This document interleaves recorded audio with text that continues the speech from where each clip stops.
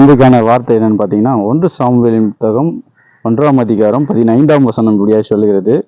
அதற்கு அன்னாள் பிரதியுத்தரமாக, அப்படியல்ல என் ஆண்டவனே, நான் மனக்கிலேசமுள்ள ஸ்ரீ, நான் திராட்சரசமாகிலும் மதுவாகிலும் குடிக்கவில்லை, நான் கர்த்தருடைய சந்நிதியில் என் இருதயத்தை ஊற்றிவிட்டேன் அப்படின்னு சொல்லி அன்னாள் சொல்கிறாங்க. இந்த சம்பவம் வந்துட்டு உங்களுக்கு எல்லாருக்கும் நல்லா தெரியும். அன்னாள் வந்துட்டு குழந்தைக்காக தேவனுடைய சமூகத்தில் போயிட்டு ஜெபிக்க ஆரம்பிக்கிறாங்க. அப்போ அந்த தேவாலயத்துக்கு உள்ளாடி போகிறதுக்கு முன்னாடி வாசலில் வந்து ஆசாரியனாகிய ஏலி வந்துட்டு அங்கே உட்காந்துருக்காரு. ஸோ அப்போது வெளியே உட்காந்துருக்காரு. அன்னாள் வந்துட்டு உள்ளே போய் ஜெபிக்கிறாங்க. ஸோ ஜெபிக்கும் பொழுது இவர் ஏலி வந்துட்டு வெளியே இருந்து பார்க்கும்பொழுது அவங்களுடைய வாய் அசைவு மட்டும் தெரியுது. அவங்களுக்கு என்ன பண்ணுறாங்கிறது கேட்கல, பட் வாய் அசைவு மட்டும் தெரியுது. அதை வச்சு வந்து அவர் சொல்கிறாரு, சில விஷயங்கள் வந்து சொல்கிறார். நீ எது வரைக்கும் வந்துட்டு இந்த மாதிரி குடிச்சிட்டு குடிபோதையில் பேசுவ அப்படிங்கிற மாதிரி சொல்கிறார்.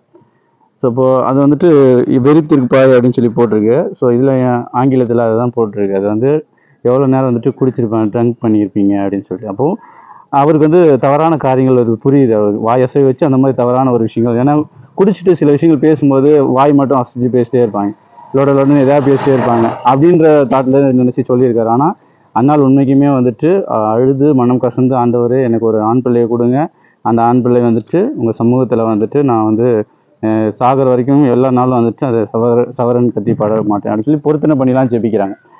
ஸோ அவங்க பண்ணும்போது இங்கே என்ன விஷயம் நடக்குது அப்படின்னு நமக்கு எல்லாம் தெரியும். ஆனால் ஜெபிக்கிறத தவறாக புரிஞ்சுக்கிட்ட ஏலி வந்துட்டு அவர் ஒரு ஆசாரியன். அவர் சொல்லக்கூடிய வார்த்தையை அந்த அம்மாட்ட திரும்ப கூப்பிட்டு கேட்குறாரு, இந்த மாதிரி எவ்வளோ நேரம் தான் நீ குடிச்சிட்டு பதிலிருப்பேன், உன் மது வந்து விளக்கு அப்படின்னு சொல்லி அவர் தவறாக புரிஞ்சுட்டு அதை கேட்கவும் செஞ்சுட்டாரு.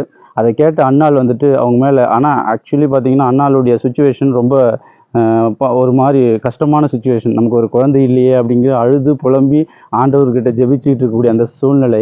ஆனாலும் கூட இவர் நெகட்டிவான ஒரு நம்ம வந்து பண்ணக்கூடாத ஒரு தவறை நம்மளை பண்ணிட்டோம்னு சொல்லி ஏலி வந்து சொல்கிறாரு. அதை கேட்டதுக்கப்புறம் யூஸ்வலாக நமக்காக இருந்தால் என்ன பண்ணியிருப்போம், சடனாக நம்ம வந்து அதை கோவப்பட்டிருப்போம். நீங்கள் எப்படி ஒரு ஆசாரியனாக இருந்துட்டு நீங்கள் இப்படிலாம் சொல்லலாம், நான் அப்படி பண்ணால் நீங்கள் எப்படி பார்த்தீங்களா, கேட்டிங்களா அப்படின்னு நம்ம வந்து நம்ம பக்கம் நியாயம் இருக்குது. அதனால் வந்துட்டு அவங்ககிட்ட சண்டைக்கு போகிறதுக்கான வாய்ப்புகள் அதிகமாக இருக்குது.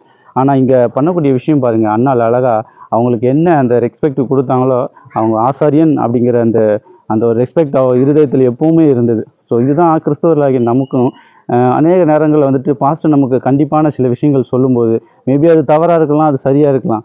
தேவனுடைய ஆலோசனை பெற்று அவங்க சில நேரங்களில் சொல்லும்போது சில நேரம் நமக்கு அது கஷ்டமாக இருக்கலாம், சில நேரங்கள் அது வந்துட்டு கடினமாக இருந்தாலும் கூட பதிலுக்கு நம்ம வந்து அவங்கள கடிந்து கொள்ளுதலோ அவங்கள திட்டுறதோ அந்த மாதிரியான காரியங்கள், ஊழியர்களுக்கு எதிராக செயல்படுகிற காரியங்கள் எதுவுமே இருக்கக்கூடாது அப்படிங்கிற விஷயத்தில் அன்னால் நமக்கு அழகாக எடுத்து உரைக்கிறாங்க. ஏன்னா இன்றைக்கி அநேகருடைய சுச்சுவேஷன் அப்படி தான். நம்ம நார்மலாக இருக்கோம், இப்போ உள்ள வாலிப பிள்ளைங்களாம் நம்ம வந்துட்டு ஜாலியாக இருக்கும். பாஸ்ட் ஏதாவது சொல்லிட்டாங்கன்னா அந்த ஜாலியான சுச்சுவேஷனில் கூட நம்ம அவரை வந்து உடனே பொறுக்க முடியாமல் ஏற்று பேசுகிறோம், பாஸ்ட்டுக்கு விரோதமாக வந்து கொடி பிடிக்க ஆரம்பிச்சிடுவாங்க.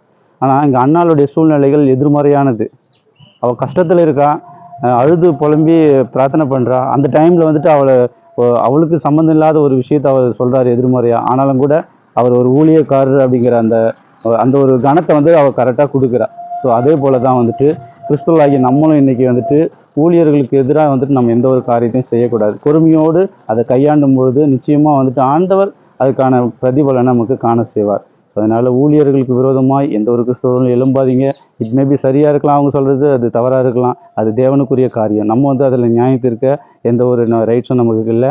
அதை கேட்டுட்டு அவங்களுக்கு உண்டான கணத்தை வந்து நம்ம சரியாக கொடுப்போம். கர்த்தர் உங்களை ஆசீர்வதிப்பாராக. God bless you.